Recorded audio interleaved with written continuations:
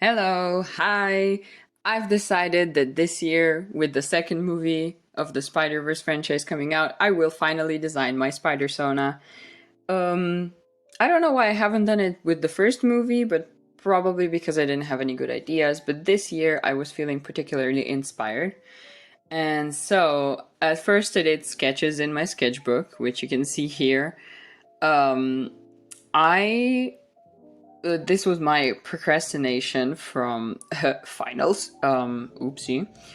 Um, and basically, I just picked a spider that looked really cool, and then sort of applied it to me, and made sort of a new character that would be me in the Spider Verse.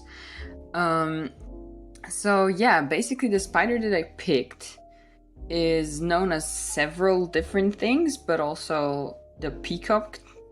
The Wikipedia has the Latin name first, which is something Metallica. I can't read it, I'm sorry. Basically, it's a very rare spider. It's critically endangered from central southern India. It lives in, I think it lives only in a specific forest. And basically I picked it because it's blue and yellow, which are two of my favorite colors, and they also go well with each other. And yeah, I just thought it looked cool, so then I just made a couple of sketches of like what I would do as a Spider-Man. I don't know. Like I was feeling inspired, just like pretty much every artist that saw the Spider-Verse movies, because hello, they are beautiful. Of course, everyone would be inspired. It's really hard to find a franchise of movies where you don't see them mess up the sequels. To be fair, it has one more movie in store, but I don't think they're gonna mess it up. I just have a sneaking suspicion that they'll be fine. It does make me a little bit sad that apparently it wasn't a very good environment for artists. Especially since this movie is so significant to artists like around me, around the world. My Instagram feed was filled with the fan art and different spidersonas and just a bunch of Miguel because, of course. But it just makes me really sad that a movie that so largely appeals to artists wasn't made with the best interests to artists. I hope you don't hear the fucking thundering. We've been getting a lot of storms recently and it's been pretty bad. Yeah, global warming is fucked up. Anyways, I sort of just put a couple of doodles down. This was after I haven't been drawing on my tablet for like a month because, like I said, we had finals. And I drew this right before the last final, which was the hardest one. I did pass, so yay. But I had sort of like a phase where I was just struck with inspiration and made a self-insert.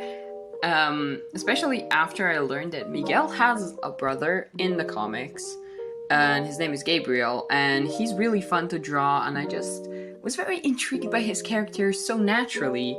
I just decided to make my spidersona and him to be in a relationship. Does that make any sense?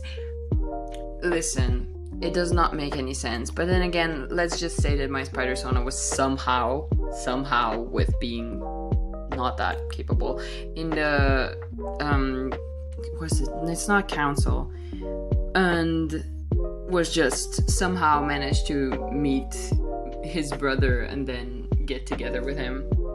Basically, my character is an art student that sort of doesn't know her way in the world yet, but also just does not really care for general rules. So I feel like my Spider-Man would do the things that a normal Spider-Man would, but she definitely wouldn't get involved in some really high-stakes situation where because she maybe doesn't have the best self-esteem, and then over time would eventually learn how to just use her powers better and just get more confident. I also decided that my spidersona would hate being called like Spider-Woman or have like her feminine features pointed out to her, because that's something that I hate.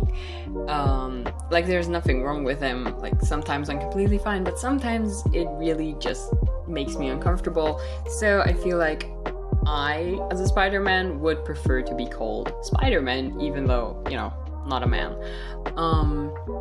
But yeah, I think that sort of gives you the gist of what, like, her personality and, like, how she acts is. How she met Gabriel, I haven't decided that, actually. But I did, like I showed you earlier, I did, like, waste, 6 pages in my sketchbook just for that. I say waste, but in reality I was avoiding studying for art history. But so, you know, not a waste. And yeah, it just came after a period of where I just wasn't drawing a lot, and it sort of made me sad, especially because just the amount of pressure I was under was like really overwhelming, and I also couldn't use my outlet because I just didn't know what to draw, because when you're anxious you sort of get tunnel vision and you can have a broad view and sort of do things to the best of your ability. So it just made me sad to draw because I just didn't do anything that I liked. I could call it an art block, but I don't think it really was. It was just that I was really anxious. Yeah. Anyways, I wanted to talk a bit more about what traits of the spider I applied to my Sona. Basically, it's said that they are venomous, but no one has ever died from the bite, or it just hasn't been recorded. But it is this sentence is so funny. Metallica's bite is considered medically significant.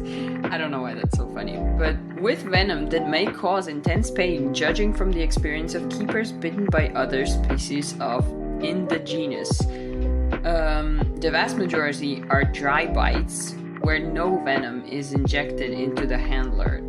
The mechanical effects of the bites can still be worrisome, as an adult's fangs can reach nearly 3/4 of an inch in length. Basically, I sort of imagine my character going on a trip to India and somehow running into this incredibly rare spider. Or it would make more sense if there was sort of like a zoo type situation where they had those spiders and there was like you can hold them, but I don't know how those work. I haven't held any spider in my hand because I in general don't like spiders, but I also don't hate them or am afraid of them. I just sort of vibe with them. But yeah, I sort of imagine that my spidersona, because of the bite situation, would probably be all talk, no bite, and wouldn't really be the best at fighting, more like rescuing people, and then if danger approaches, she would bite them. Because they also genuinely are... I think it's said that they're basically only bite if they feel really endangered, but also just they genuinely don't use venom, as I said. Anyways, I feel like if a situation got really dangerous, the bite would actually contain the venom, like my spidersona's bite. Does that make sense with the mask?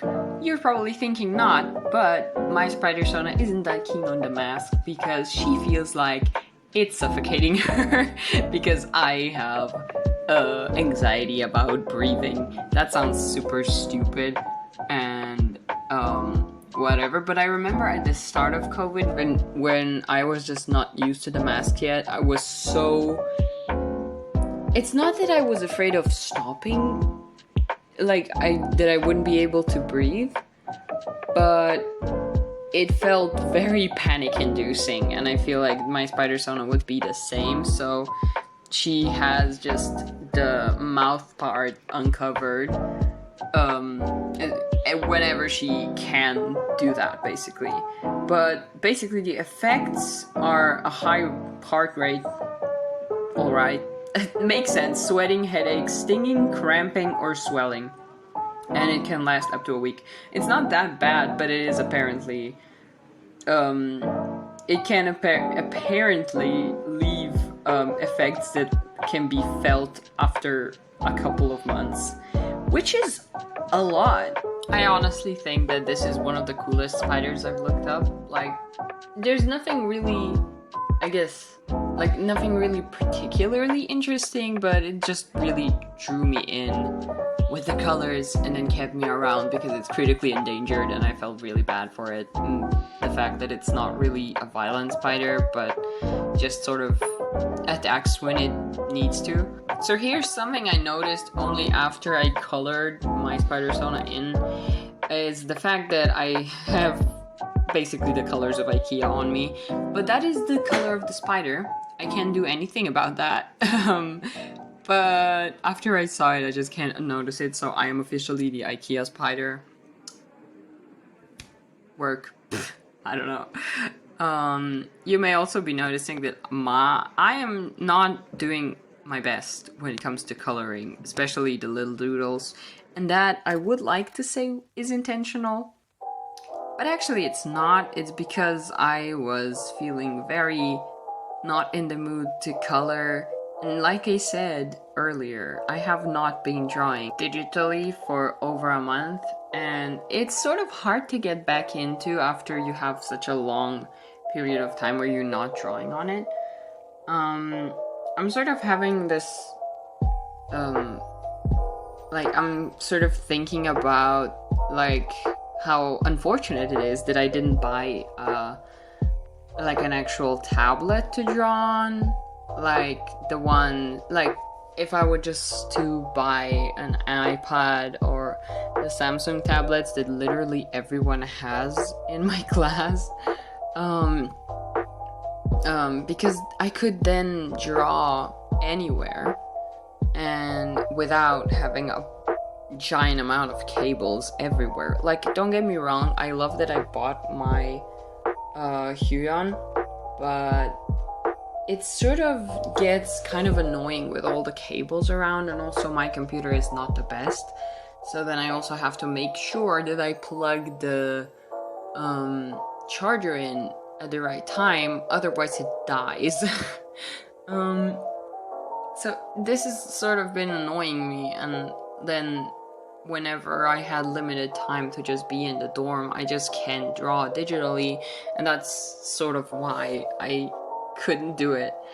I also just decided that my Spider-Verse is from a universe where everything looks like my style, so the fact that it looks kind of shitty is definitely intentional, and then whenever you need to emphasize emotional things, it just transforms into little chibi things that you can see in the white, not ink, in the white, just drawn in white. Yeah, this was a really fun thing to do, and it really just made me inspired after to draw. It's not the best, but it's really nice. I honestly like the outcome with everything that I mentioned in mind, and I hope you enjoyed this video. Bye bye!